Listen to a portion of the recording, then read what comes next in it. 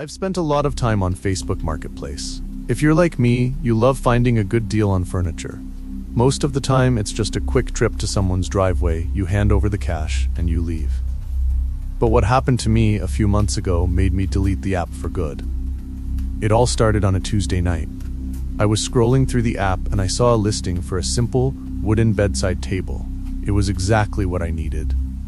The price was only $10, which was a steal. The seller's name was Dave. His profile picture was just a photo of a dog. I messaged him and asked if it was still available. He replied within seconds. He didn't say yes or hello. He just sent an address and said, "Come tonight, I'll leave it on the curb. Just put the money under the mat." That should have been my first warning sign. Usually people want to meet you or at least talk for a second, but I figured he was just busy or didn't want to deal with a stranger. The address was about 20 minutes away in a neighborhood I didn't know very well.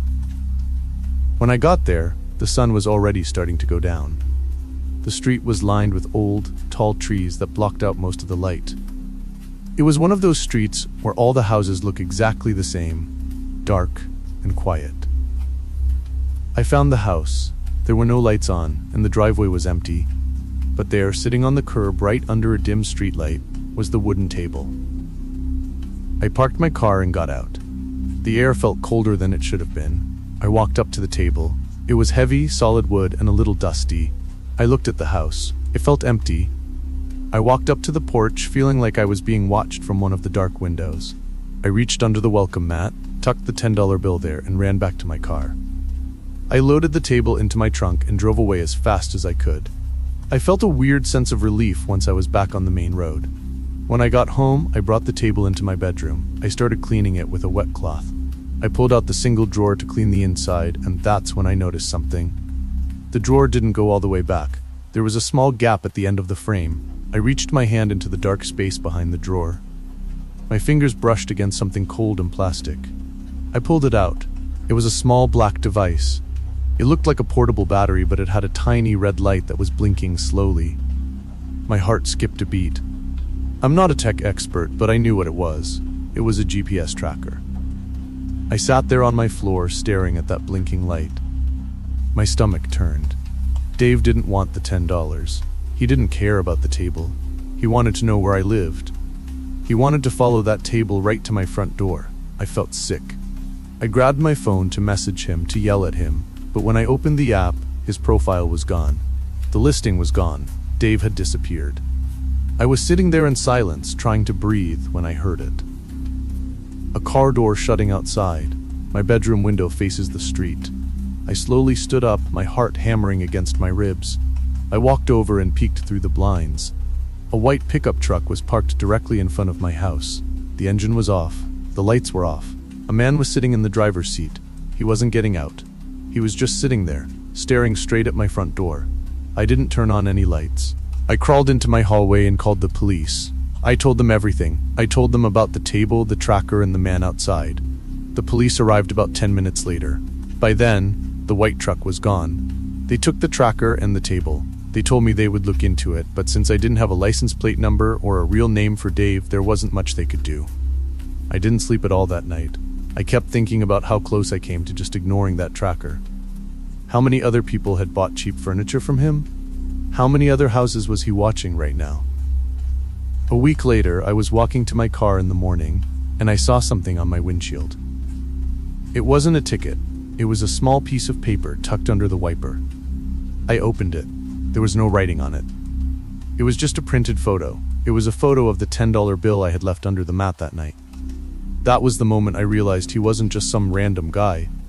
He wanted me to know that he knew exactly who I was. I moved out of that apartment a month later. I have a security system now, and I never, ever buy anything from a stranger online anymore. Sometimes, a good deal is actually the most expensive mistake you'll ever make. I used to deliver food for one of those big apps to make some extra money on the weekends. It was usually pretty boring, but I liked the quiet of the night. One Saturday, around 1 in the morning, I got an order for a single bag of McDonald's. The house was at the very end of a long, dead-end road in a part of town I had never been to. The tip was huge, $25, so I didn't think twice about it. I drove down the road and the houses started getting further and further apart. Finally, I reached the house. It was a small, one-story place with no lights on. The yard was full of tall weeds and old car parts. The delivery instructions said, "Please bring the food to the back door. The front door is stuck. I will leave the porch light on for you." But when I got there, the porch light wasn't on. Everything was pitch black. I used the flashlight on my phone to find my way around the side of the house. The ground was uneven and I kept tripping over branches. It felt like I was walking into a trap, but I told myself I was just being paranoid. I reached the back door. It was an old wooden door with a small window at the top. I set the food down on the mat and started to walk away. But then I heard a sound. It was a very quiet clicking noise, like a camera taking a photo. I stopped and turned around. I shined my flashlight at the door window. For a split second, I saw a pair of eyes staring back at me. They were wide and didn't blink. As soon as my light hit them, the person ducked down. I didn't wait. I ran back to my car, my heart pounding in my ears. I locked the doors and drove away as fast as I could. I felt like I was being chased, even though the road behind me was empty. When I got to a well-lit gas station a few miles away, my phone buzzed. It was a message from the customer. I thought it was going to be a complaint about the food, but it wasn't. The message said, "You forgot your keys." I looked down at my cup holder. My car keys were right there. I was confused. I checked my pockets. Nothing was missing. Then I looked at the message again. There was an image attached. I opened the image and I almost threw my phone. It was a photo taken from the back door window. It showed me standing there with my flashlight looking at the door. But in the photo, a hand was reaching out from the shadows of the bushes right behind me. The hand was holding a set of keys, my house keys. I realized that when I had tripped on the way to the back door, my house keys must have fallen out of my pocket. The person hadn't been inside the house at all. They had been in the bushes, standing right behind me the entire time. They had waited for me to drop them, pick them up, and then gone inside the house just to watch me through the window. I went straight to the police station. They sent a car to the house, but when they got there, the house was completely empty. No furniture, no food, nothing. The owner of the house had died years ago, and it had been sitting vacant ever since. I changed the locks on my house that same night. I don't deliver food anymore. Every time I hear a noise in the bushes outside my window, I wonder if that person is still holding onto those keys, waiting for the right time to use them.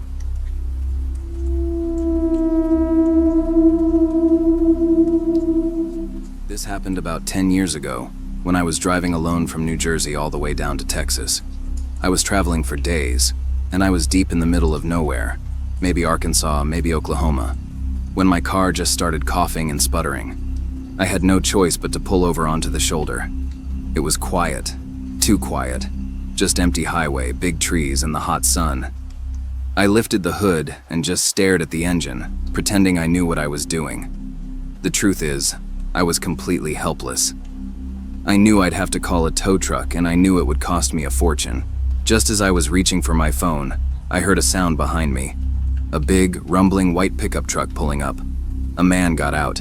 He looked exactly like the kind of guy who works hard, built tough, with a long beard and hands that knew engines. He looked almost like an older, tougher version of me. He walked straight to the hood and, without asking, started working. "What's the trouble?" he asked, not looking up. I explained, and he nodded. "I'm a mechanic," he said. And based on how quickly he was moving, I believed him completely. Relief flooded over me. This was my lucky break. I even started thinking about how I could pay him back. After a few minutes of fiddling, he sighed and stepped back. "I'm sorry, friend," he said. "You need a special part, a tester. Without it, she won't start." He pointed to his truck. "My cell phone's dead, but my buddy has one. Can I borrow your phone just for a quick call?" I didn't think twice. I pulled my phone out and handed it to him. He took the phone in his left hand, and with his right hand, in the same motion, he reached into his jacket pocket and pulled out a gun. Everything stopped. The highway, the sun, the heat, all of it froze. He didn't shout. He didn't even sound angry. His voice was cold and practiced. "Sit down on the ground. Don't try anything stupid." I did exactly what he said. The shock was so deep I couldn't even get angry yet. He went through my pockets, taking my wallet, my backpack, and then he made me unlock my phone. He wanted everything. My wallet wasn't just money. It had my identification, my driver's license, and worst of all, my social security card. The one thing you should never carry. He got back into his white truck and drove off. And that was it. I had been left alone, helpless, with a dead car, and nothing but the ringing silence of the highway. It was hours before someone finally stopped and helped me get my car started. The initial anger faded, but 6 months later, the real horror began. I started getting letters in the mail from banks I'd never heard of, thanking me for opening new credit cards. Then a bill came from a big electronics store for over $1,000, for things like power tools. It hit me. The man who robbed me wasn't just a robber. He was using my entire life. It felt like someone had moved into my skin and was slowly taking over. Every day was a fight. I had to call banks, cancel accounts, and try to convince strangers that I was me, and the person spending my money wasn't. It was exhausting. It felt hopeless. I started to check my mail with dread, knowing every letter was a new financial attack. I was so angry and tired of feeling helpless that I decided to fight back myself. I became obsessed. The thief had bought power tools and he was spending money in places like Tennessee. So I went online and started checking Craigslist classifieds in those towns. I was looking for weeks, and then, late one night, I saw it. A listing for a huge pile of used power tools in a town in Tennessee. The items listed matched exactly what had been charged to the credit card opened in my name. My heart pounded. I knew it was him. I contacted the seller, keeping my messages simple and innocent. After a few back-and-forth emails, he agreed to meet me the next day in a public parking lot. He told me he would be driving a red pickup truck. I didn't drive to Tennessee. I called the local police in that town. I told them everything: the robbery, the ID theft, the Craigslist ad, and the time and place of the meeting. The next day, I waited by my phone for hours. Finally, the police called me back. They told me that as soon as the man in the red pickup truck saw the patrol cars near the meeting spot, he panicked and sped away, proving he was guilty. The police chased him. He ended up losing control of his truck and crashing into a ditch. They didn't even need to ask questions. He was visibly shaken, panicking, and talking in circles. They checked his truck, and everything, from the stolen tools to his connection to the original robbery, came pouring out. The man who had robbed me, stolen my identity, and made my life a living hell for 6 months, was finally caught. The feeling was pure, overwhelming justice.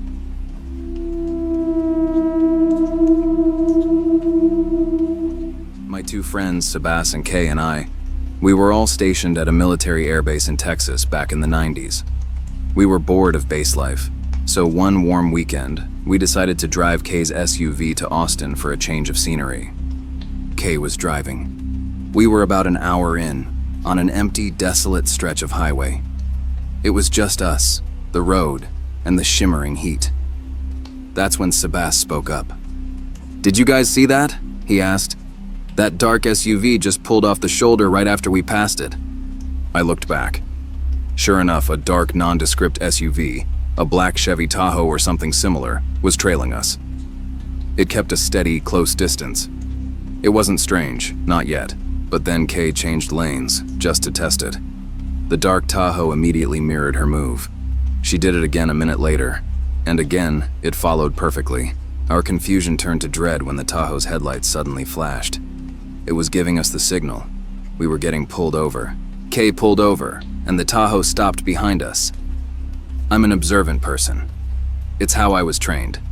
And as the driver stepped out, I instantly realized something was deeply wrong. He wasn't a standard police officer. He was wearing all black tactical gear, like SWAT or military, but there was nothing that said police on him. No badge, no proper uniform, not even a state patch I could read, and he didn't approach the window. Instead, he stood behind Kay's SUV, performing a slow, chilling analysis. He was looking through the rear window at the bags we had packed. He was examining the license plate and, worst of all, the bumper stickers. He was calculating. Sebas finally broke the silence, rolling down his window. "Officer, Is there a problem? The man ignored him completely. He strode to Kay's window and with a flat, hard voice simply demanded, "License and registration." Kay gave it to him reluctantly. He went back to his Tahoe and sat there running the plates for what felt like an eternity. We whispered nervously, confirming to each other that this whole thing felt completely wrong. After what felt like 10 minutes of sitting ducks, the driver finally exited his vehicle. But this time, 2 other men stepped out of the Tahoe with him. They were also dressed in vague, dark, tactical clothing. My heart started pounding against my ribs. 3 men, no clear authority, on an empty highway. We were terrified. The original man walked back to Kay's window and asked a strange question. "Is your father in the army or something?" Kay frowned. "No, why?" He pointed at the back of her SUV. "The US military sticker." Kay laughed, a sharp, nervous sound. "Oh, that's me. I'm military." She then looked back at Sebas and me. "Them too." The moment those words left her mouth, the atmosphere shattered. The officer at the window froze. His body language instantly stiffened. He glanced back at the 2 men waiting by his SUV. They hadn't moved. And then back at Kay. There was a long, terrifying silence. Then, his face went completely neutral. He handed back her license and registration. "You're getting a warning," he snapped. "Drive more slowly." He didn't wait. He didn't say another word. The 3 men piled back into the Tahoe, and before Kay could even start the engine, they sped off, vanishing down the highway. We drove away, completely dumbfounded. Sebas kept saying those men weren't real officers, that they were looking for civilian targets, and Kay's bumper sticker had spooked them. We tried to forget it and enjoyed our time in Austin. But a week later, back on base, I was watching the local news when the story hit. A man and a woman had been found dead in a ditch along the same stretch of highway outside San Angelo. They had been robbed and murdered. The police confirmed the abandoned vehicle near the scene was a stolen black Tahoe. Sebas, Kay, and I immediately told the police what we had seen. I still think about that day. I can't help but believe that the one small sticker, Kay's US military bumper sticker, was the only thing that convinced those predators to abandon their plan and save our lives.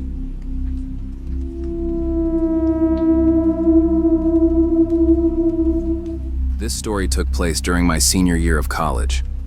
My friends and I were driving down to Santa Barbara for the massive annual party called Deltopia. It was a packed car. Hunter was driving, and we had Damon, Benjamin, Armin, and me. The car ride was cramped, but the destination was worth it. Hunter's sister was a student at the campus, and she let all 5 of us crash on the floor of her apartment. A true golden ticket during this massive party weekend. But there was a problem, a shadow hanging over our group. A guy named Amir. Amir wasn't really our friend. He was an annoying, insecure hanger-on who constantly sought validation. He had a history of being messy and problematic, and none of us had invited him or even mentioned where we were staying. About an hour after we settled in, we went to the liquor store. As we were walking back carrying our purchases, who did we see standing on the curb? Amir. He didn't say hello. He just fell into step with us, walking like he'd been part of the group all along. The first thing he said was, "Why are you guys so surprised to see me?" We ignored him. But when we got to the apartment, things escalated immediately. Hunter's sister opened the door, and Amir barged past her before anyone could speak. He looked Hunter's sister right in the eye and lied. "I'm staying here." Hunter was livid. He pulled Amir aside and told him straight up that he was not welcome, and that lying to his sister was completely unacceptable. Hunter is not a guy you want to mess with. Amir argued, stood outside the door for 20 minutes. But eventually, he took the hint and left. Later that night, we figured out how he found us. Hunter was sharing his location with Amir on his phone, meaning Amir had literally stalked us to the apartment. We laughed about it, calling him obsessive, but we probably should have taken it seriously. The next day, after the party wound down, we were back at the apartment with a few other friends. One of them, Ryland, realized he also had Amir's location shared with him. Ryland pulled out his phone, checked the map, and his jaw dropped.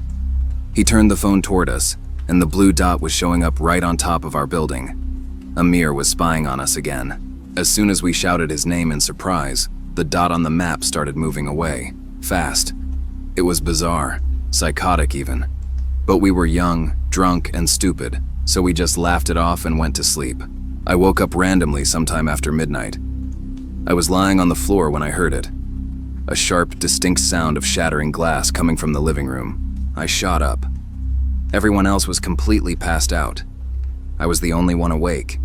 If someone had broken in, I was the only one who could do anything about it. I grabbed the only thing I could find, an empty wine bottle, and slowly crept toward the noise. My heart was pounding. When I entered the living room, I saw the sliding door that led to the balcony was shattered. A huge rock lay on the floor, surrounded by glittering glass shards. I didn't need convincing. I knew Amir was behind it. I was about to run back and wake my friends up when I saw a closet door handle jiggle. Just a little. I froze. My panic turned to absolute terror. I was certain he wouldn't go beyond destroying property. The thought that he was in the apartment, hiding, paralyzed me. My first instinct was to yank the door open, but my better judgment won. I snuck back to the bedroom, woke Hunter up, and told him everything. Hunter and I crept toward the living room together, armed with nothing but the wine bottle and a shared sense of dread. By the time we got there, the closet door was already wide open. We looked around frantically, but he was gone. That's when Hunter reached inside the empty closet and pulled out a massive, terrifying kitchen knife. Amir hadn't just been hiding. He had been waiting there with a lethal weapon. He was waiting for me. Had I opened that door by myself, he could have ended my life. That was the most horrifying moment I've ever experienced. We woke the house up, called the police, and did a full sweep. Amir was gone, and he had already stopped sharing his location, so there was no evidence for the police, who just chalked it up to routine Deltopia property damage. We left town that morning with Hunter sending Amir a massive, angry message. The message never delivered. Amir had blocked us all. He had vanished completely. We never heard from him again, but to this day, knowing that an unstable, obsessive person knows where you live and once planned to attack you is a horror that never completely fades.